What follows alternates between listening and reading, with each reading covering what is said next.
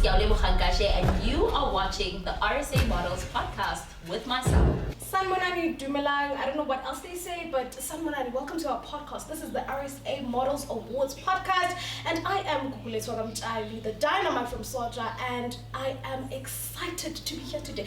You know what, guys?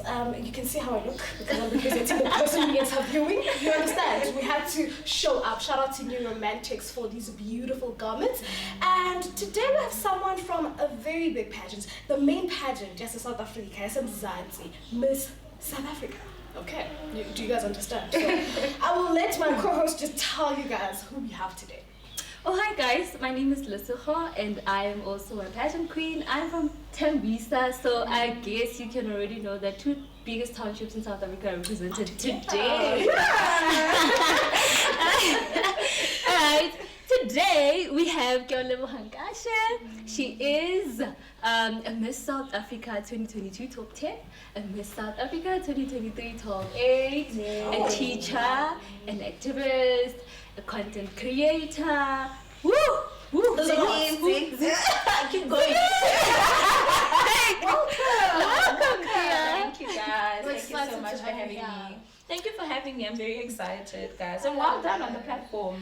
I mean, we are trying. You know, we started RSA Models Awards 3 years ago, and now we're like, we need to get people like you. So thank you for coming. Thank you for honoring us. Send me that. I don't even know where to start. You know? Within. Okay, Kia. Okay, please, just go deeper about who Kia Leboha is, so that our people can get to know this beautiful lady in front of us.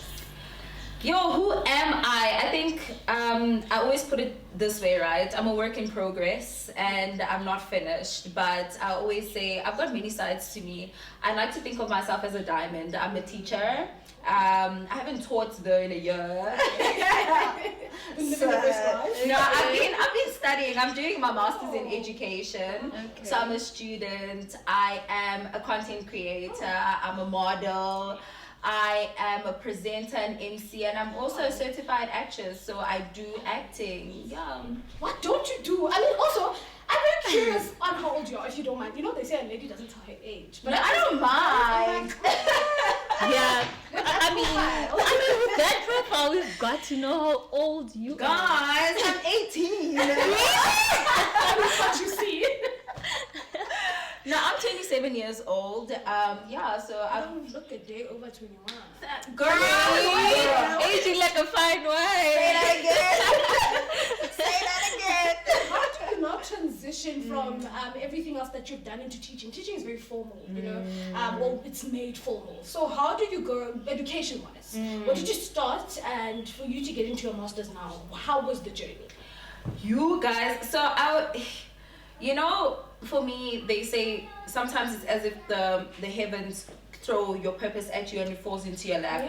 And that's literally been some part of my journey, especially when it comes to education like that. I remember sitting in the car when I was very young, because my mom is a teacher. Okay. She was a teacher, but now she works for the department, right? Yeah. Okay. So I said to her, one day I'm going to be a teacher. My mom said, you're not doing that. Firstly, you are very lazy, and do you know the admin that goes into being a teacher? And I was like, okay, she's right. I'm not going to be a teacher. So I hope mom is watching right now. Mom? You know? So then afterwards, I was in my final year in university. Firstly, that's an entire different story. I was studying my master's. I was doing a bachelor in marketing management. Yeah. Okay. And in my last year, I said, I need to find a job. I really, really need a job. Yeah. And the one job that was available to me at the point is being an online English teacher with a certain institute, a company. Because I wanted specifically a night shift job. Okay. Because I had to focus on my studies. Guys, I was failing, okay? I was in my 5th year of a 3-year degree. So I said, it happens. I need to do school in the day. Honestly, I need to do school in the day, and then I need to have a job at night. So I got this job, and I was an online teacher. Okay. And in this job, I was still also trying to find myself, because here's this marketing management that I studied that I actually honestly didn't like. I always say I studied the wrong type of marketing. Maybe if I did a BA, the more creative marketing, I would have really enjoyed it. But I didn't study that. I did the BCom. So I was like, I don't want to go into corporate South Africa and do this and be miserable for the rest of my life because that's a trap. So what is it that I can do after this? Now I have my part-time job to actually continue with my life. And I said, I want to take a break. I really want to take a break. And then that's a brave move. Right? Taking a break. Your age is not waiting. Time is not waiting for you. Like, what? So I'm like, I want to take a break. And then a friend of mine was like, I'm going to China. I'm going to go teach. And I was like, that for me, that's a break. I mean, being I'm going to go to China. I'm going to teach. I mean, you know, teaching has holidays, very long holidays. Very long. I'm going to be able to travel Asia. I'm going to have the time of my life. I'm going to be earning a great salary. I mean, when I convert it to rands, I'm like, girl, listen, darling. That's how you're young. You know? So I end up going to China and I was there for a month. I left December 2019. Okay. And then COVID hit and the whole world was closed within 2 months. So I ended up trapped and I fell in love with this career, which is education. And I remember I used to wake up so happy going to work. I love kids. I was in my element. I'm also acting there because being a teacher is being a honestly. So your break was actually working hard for you. You know? I ended up staying 2.5 years instead of the year that I wanted to go, and I honestly fell in love with it. And now, as I was there, I said I wanted to develop myself more in this career, and I got into doing my teaching license, and now I'm still doing my license and my master's. Okay. That is very interesting. But so what then gives you the courage to just first of all just switch careers? I understand it was your night job. But now you went a whole 180, looked the other direction and decided to go. And was the process not tiring? I mean, moving countries is not, especially for 2 years. You are young. You are about to leave your family. What is the 411? What's going on in your mind at that time? I'm going. Are you excited? I'm like, I'm leaving. Remember, she was going there for a year. So she ended up being trapped. So there was nothing she could have done. Imagine now I'm like, okay, I'm going to the US. For a year, I'm leaving my mom. No, guys, but like, haven't you seen how time flies these days? It does. Like, a year for me was like, I'm going for a year. I'm going to be traveling, living my best life. Come on, a typical educator's calendar. You work for 180 days. Of 365 days, you're on holiday. So I'm like, I can do this. But also what really helped is my mom came with me to China. So the first 2 weeks I was in China, I was with my mom. And I remember sitting in that airplane, I wanted to cry so bad. When it's looking there my whole time, I'm like, what am I doing? That's exactly what I'm asking, because I know. I mean, traveling out of the country is just crazy. I was in Switzerland for 5 days, but I'm like, I want to go. There's no back. You miss your people. It's really crazy, but we're very proud of you. I know how difficult it is. Kia, do you have siblings? Yes. I have an older sister. Her name is Bessie. She's 6 years older than me, and I live with her right now. So it's just only the two of you. Yes. Oh, so you are the last one. Okay. Baby of the house. So I hear a little birdie told me that Miss Essay was your first pageant. Was that your first pageant, or have you tried this before, or what's? So to be honest, right, it's not. I don't think it's my first pageant. I did pageants. I think the little birdie man should have said, so the thing is, when I started talking more about like competitive pageantry, that was my first very competitive, a serious competition. Maybe the English is failing me right now, but I think that's what I really wanted to say, because I've done pageantry when I was small. I did it like, Mrs. Mang schools. Like the small ones, world, and I did like a pageant in high school, like Mrs. St. Barnabas, which is the high school I went to. And so I did do pageants, but I was never a pageant girl. For me, it was not something. I look at girls now and how they've made like pageantry, it's their life, you know. You can see that's a pageant girl, you know. The way they walk, the way they talk, the way they command themselves in a space, you can see how this girl is trained, you know. She's a pageant girl. That's true. I was never that. And then I've always known that I wanted to do Miss South Africa. Always. Everyone that knows I was about to ask that question, by the way. Everyone that knows me knows that. Okay. You wanted to. That girl's gonna enter Miss South Africa. She wants to be Miss South Africa. Yeah. That is great. And we were speaking earlier, and she was asking me, "Are you ever gonna go to Miss South Africa?" I'm like, I don't think that's my aspiration. You know, there was no point of my life where I was just like, I want to go to Miss South Africa. Even after I won Miss Teen Soweto, everyone was like, oh, when you turn 21, you need to go. Maybe not. Because everybody. You know, in South Africa, that is, you know, that is like graduation. You know. So, Kia, are you gonna go back again to Miss South Africa, seeing that you want to be? Maybe let's talk about the journey first. Okay, let's talk about it. Let's start there. Tell us, how was it? How was it? From your entry, where did you see the entry? From the first one, 2022, before we come to 2023. Yes. So a lot of people actually don't know. 2022 is not the first time I entered Miss South Africa. Oh, you are such a soldier. Like, ma'am, you are.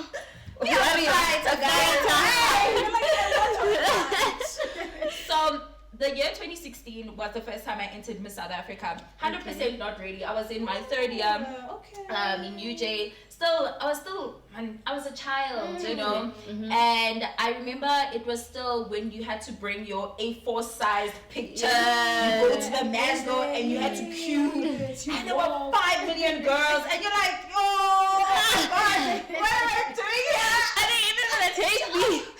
No, it was very overwhelming. Hey? So before you continue, I'm sorry about that. I just want to ask, for everyone who's curious out there, was that experience better than the posting a video on social media, or is posting a video on social media better? Because the video part makes me anxious. I feel like when I'm at the Maslow, nobody knows.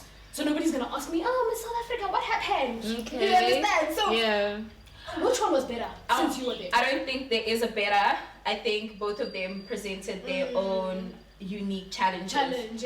And I'll speak of this, right? So I go to Maslow, I have these A4 size pictures and whatever, and I'm sitting there and I'm looking at all these ladies, beautiful women, like you look like you walked out of a magazine.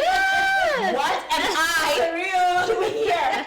What am I doing here? It's so overwhelming. Like your imposter syndrome really comes over you, even though you can be as confident as you want to be, as like, you know, as beautiful as you are. I mean, for you to step into that space, you have some kind of confidence in yourself, you know. And I just remember I got my best bikini. I looked good, you know, I'm not gonna say, but like I walked in there, I'm like, good.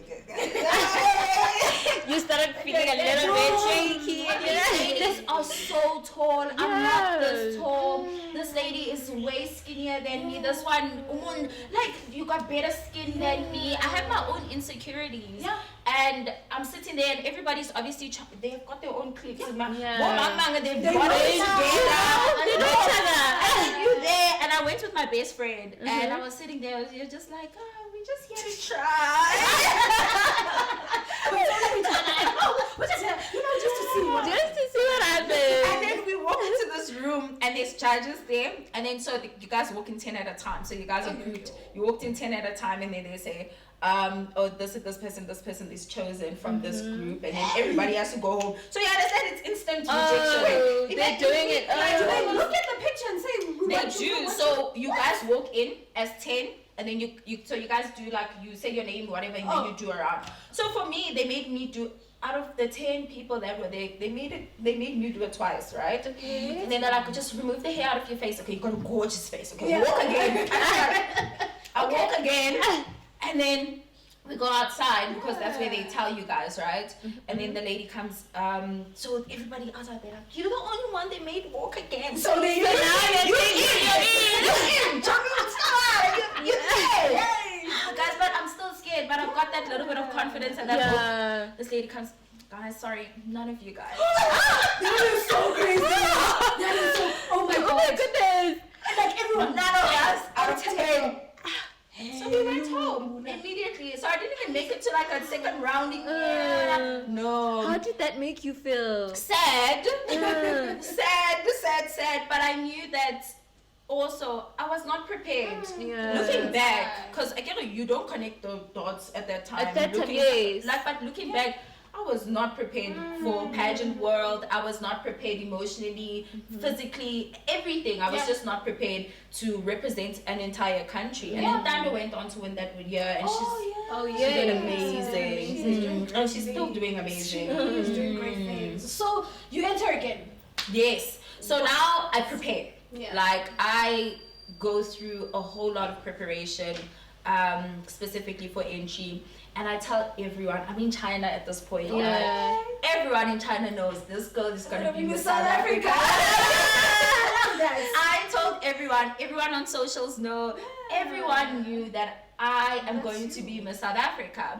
So I definitely go into, I think it was 2022.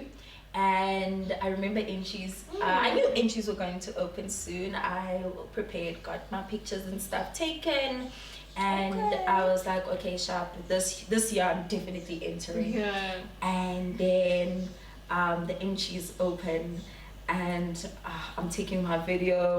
I'm like, Maybe you took it at this time. It's time. Just remember, guys, I'm such a Miss South Africa fan, right? Yeah. And, I've seen people take their videos and very creatively sew and whatever, and I'm under so much pressure. I'm like, I'm in a different country.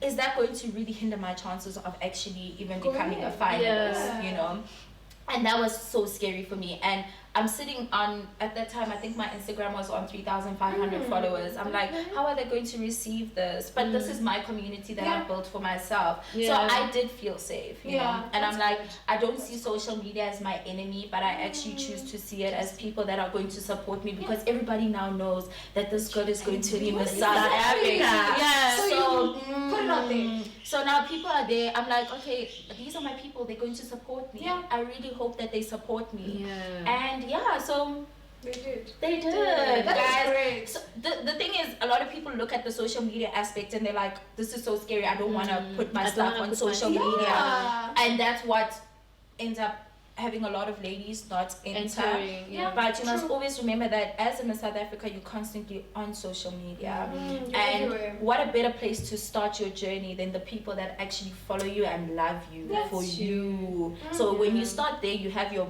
foundation built on those people, and they will always be riding for you. Always be riding for you. Whatever you post, but yes, but I'll buy 3 of these. What? Do it. Yes, those are your Let's people. go be out there resharing and doing it. So the Yes. journey must have been so nice for you to come back again this year. Yeah, Tell us about that. How was it? You're like, these ladies are stressing me. I think this year, last year, totally 100% different. Really? Yeah. 100% different, black and white. The reason why is because of the reality show element. Yes. So you must understand that not only are you competing to be SA sweetheart, you know, but you're doing it on such a public platform. Yeah. Yeah. You know, you On constantly SABC. On you SABC. constantly The whole being world put- can see. Yeah. And 3 million viewers. She's like, oh my god, what are these people gonna say about What me? is happening? Where are we? Yeah. Scary. Yeah. You know, because I've got a personality, guys. Yeah. You and do. I've got such a personality. People can take it either I accept you or I don't. Yeah. It's one of two. It's never Between. It's I like you, I don't I like don't like you. Yeah. you know. And for me, always it's very difficult for me to put myself out there, in as much as I'm confident, Yeah. man. I'm not Yeah. gonna say I'm not confident, but sometimes it's difficult. So looking at the reality show element of it this year was kind of difficult for me, but it was interesting. It really was interesting. It was interesting and really grew me. Like, so much character development happened, hey? Yeah, we got to see different personalities there. That is great. So, what happens then? You're shooting this reality show. What happens to your life? I mean, you had a life before you went back to South Yeah. Africa. now you're shooting, the cameras are there. What happens with your You life? don't have a life. Now you don't have a life. That is your life. Yeah. That is your life. We've been having these conversations, and she's like, what happens to their boyfriends? I'm like, What happens to the partner? What's the boyfriend? Speaking of that, Kim, you have one. Do you have It one? strengthens relationships. Guys, I'm engaged. Wow! Guys, This is amazing. you see, I'm ready. Can I tell you guys? I'm engaged and getting married to Burna Boy.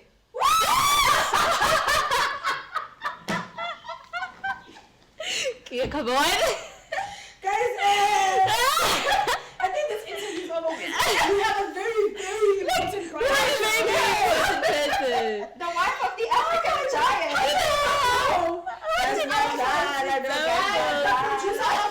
The producer and script writer of this podcast must be a rich. Yes. Because how do you not know such important information? How do you miss this?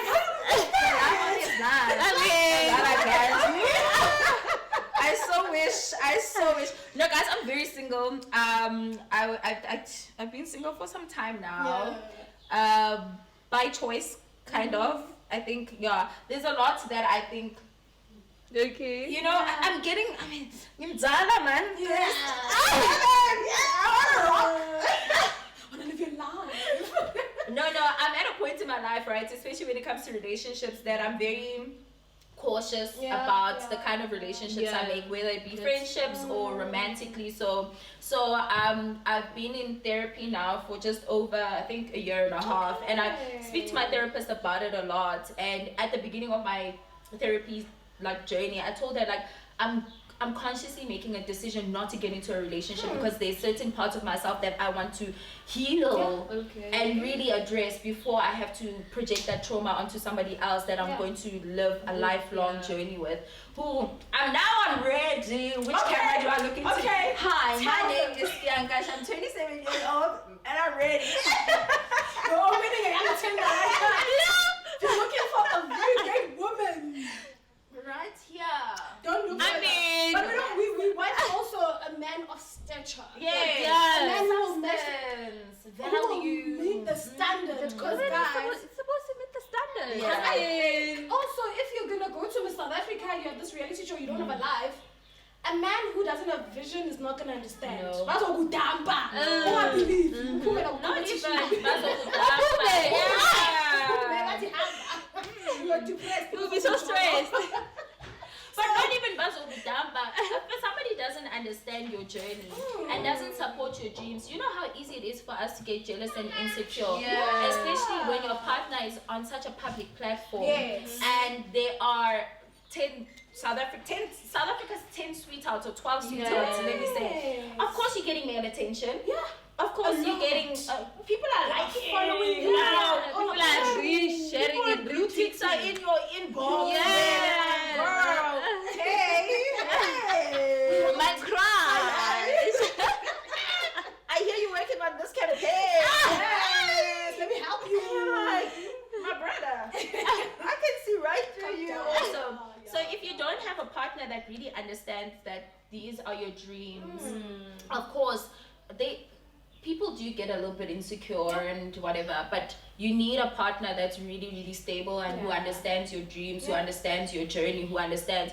Because when I was in China, I was dating, and from the get-go, guys, one thing about me, I'll tell you about my dreams. Yeah. Give me time. I'll tell you about my dreams. So when I did get into a relationship, I was like, listen, I'm doing Miss South Africa, and I have to go back to my country. So you must know. So you dated in China. Oh, guys. International girl. No, we were very slow. We were so slow. We didn't catch But that. you know what? Yeah, no, I understand where you got Burna Boy. International. No, so definitely, it's something that when you are vocal about it and you have a partner that understands, they definitely will support you. And it's so important to have that support. Not even just from a partner, but from your parents, from your friends. I was on the phone with my friends every day. They would pray for me. Girl, you got to get your game back. You got to get your head in the game, you know. You have to have a support structure because an environment like that.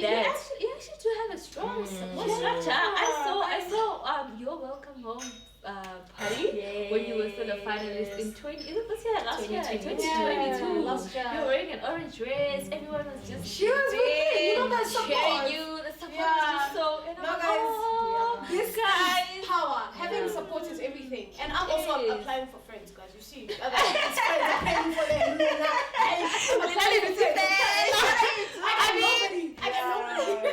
mean, other kids, guys, other kids. Friends who guys, okay. So is there anything that you would love to say? I mean, this podcast is going to be, you know, the internet never forgets. It's going to be out there. It's going to be out there for your kids to see. It's going to be out there for your grandkids. Yeah. Is there anything that you would love to say? So, whether it's to your future self, whether it's to anyone, just, yeah, whatever you will look back at 10 years from now, you go on YouTube, you watch this podcast and you're like, I did say I was going to do this, I did it. You know, so what is that one thing?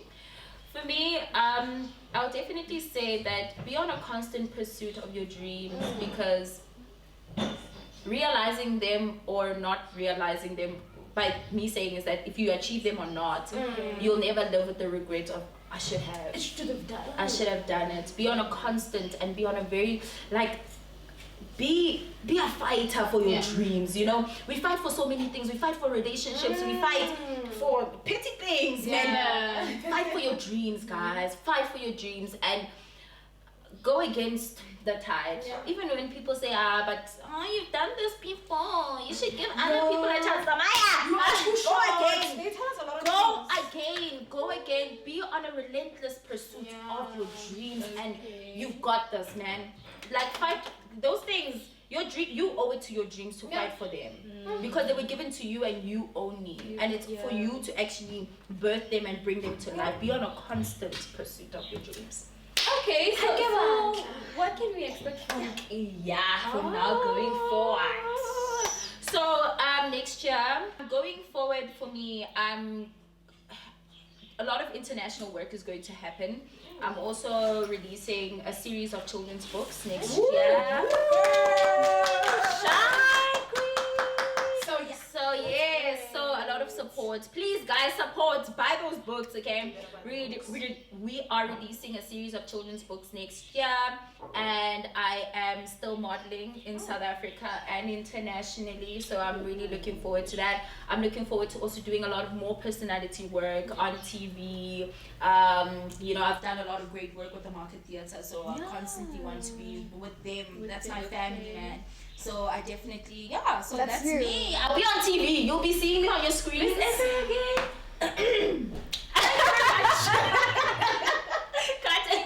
very much for joining us, ladies and gentlemen. No comment, but we might, you know, this might happen. It might. You never know, right? Thank you very much. This is the RSA Models Awards podcast, and you know what, guys? You could tell that we are going to bring you premium content. You can tell by today's podcast. And you know what? After today, I might consider going to Miss SA. So, thank you. We don't have your bag. We got you. I hope it did the same thing for everyone out there, that you are sitting there and you're like, okay, maybe I wasn't going to go, but now I'm going to go. You know, I'm going to go teach in China. I'm going to do something. So, thank you very much. And we will see you guys next time.